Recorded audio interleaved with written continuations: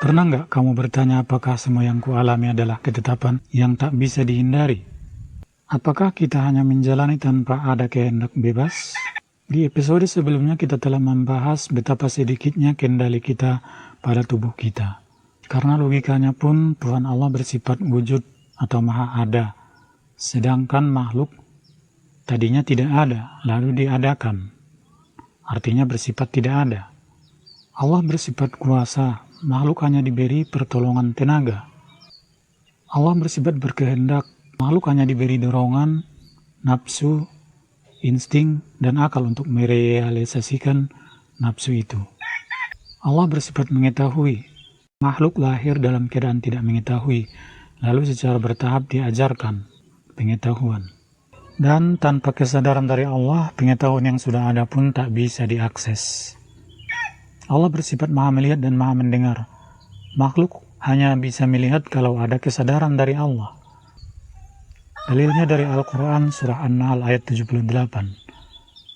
Wallahu akhrajakum min butuni ummahatikum la ta'lamuna syai'aw wa ja'ala lakum sam'a wal abasara wal afidatan la'allakum tashkurun. Artinya, dan Allah mengeluarkan kamu dari perut ibumu dalam keadaan tidak mengetahui sesuatu pun. Dan dia memberimu pendengaran dan penglihatan dan hati nurani agar kamu bersyukur. Lalu mengapa subjektivitas kita sekarang merasa ada, merasa mandiri, merasa tahu, dan seterusnya? Jawabannya karena Allah hadir dan memberi fasilitas sifat-sifat itu kepada kita. Dalilnya adalah ayat dari surah Al-Anfal, bukan kamu yang melempar ketika kamu lempar, tapi Allah lah yang melempar. Dari surah As-Saffat, Allah yang menciptakan kamu dan apa yang kamu perbuat. Dari surah Al-Insan, kamu tidak dapat berkehendak kecuali Allah menghendakinya. Dan seterusnya.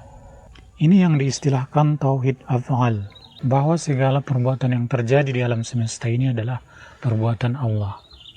Itu juga esensi dari kalimat La ilaha illallah. Tidak ada yang berbuat, tidak ada yang mendengar, tidak ada yang melihat, tidak ada yang hidup kecuali Allah.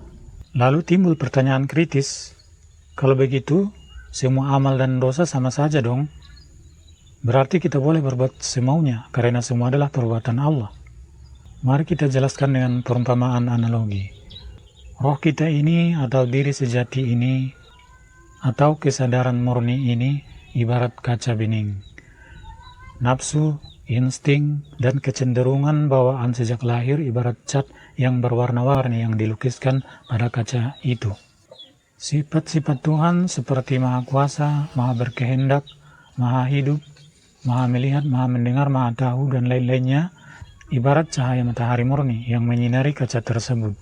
Cahaya yang memantul ke bumi yang menampakkan warna-warni indah itu adalah cahaya matahari, tetapi warnanya itu adalah dari cat yang ada di kaca itu, bukan warna cahaya matahari itu sendiri. Maksudnya semua tenaga, kekuatan, dan kemampuan untuk berbuat, baik amal saleh maupun dosa memang bersumber dari Allah.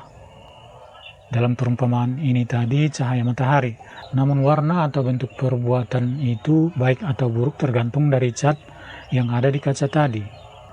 Tergantung dari cat yang melekat pada diri kita, yaitu kondisi hati, niatan, dan kecenderungan kita. Atau semisal sifat Tuhan itu misal arus listrik. Ketika masuk ke kulkas dia jadi pendingin. Ketika masuk ke lampu dia jadi cahaya.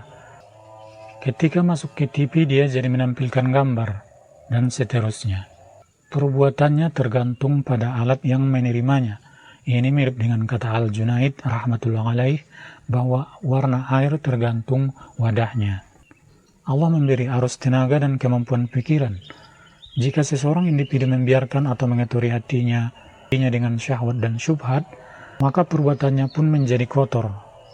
Allah tetap memberi izin universal, tetap memberi pertolongan untuk berbuat setelah kita memilih. Di titik memilih dalam pikiran inilah yang disebut free will atau kehendak bebas. Ini adalah keadilan sekaligus ujian dari Allah. Dia memberikan kebebasan kepada makhluknya untuk memilih jalannya sendiri. Sebagaimana firman-Nya dalam surah Asy-Syams, "Wan nafsi wa ma sawwaha fa'alhamaha fujuraha wa taqwaha. Qad aflaha man zakkaha wa qad khaba man dassaha." Artinya, demi jiwa serta penyempurnaannya, maka Dia mengilhamkan kepada jiwa itu jalan kemaksiatan dan ketakwaan. Sungguh beruntung orang yang menyucikannya dan sungguh rugi orang yang mengotorinya. Sederhananya ada istilah qada dan qadar. Qada itu adalah ketetapan Allah yang tak bisa dirubah. Seperti lahir dari orang tua seperti apa, lahir dalam bentuk fisik seperti apa, lahir di negara mana. Sedangkan qadar itu adalah ketetapan yang kita diberi kesempatan untuk memilih dan mengusahakannya. Seperti memilih tujuan atau niat, memilih perbuatan, seperti memilih sholat atau tidak. Karena sholat atau tidak adalah pilihan pribadi, bukan ketetapan Allah. Memilih taat dalam iman atau tidak. Kesimpulan, semua perbuatan adalah perbuatan Allah. Ini yang diistilahkan tauhid af'al, mengesahkan perbuatan Allah. Dan semua sifat adalah sifat Allah.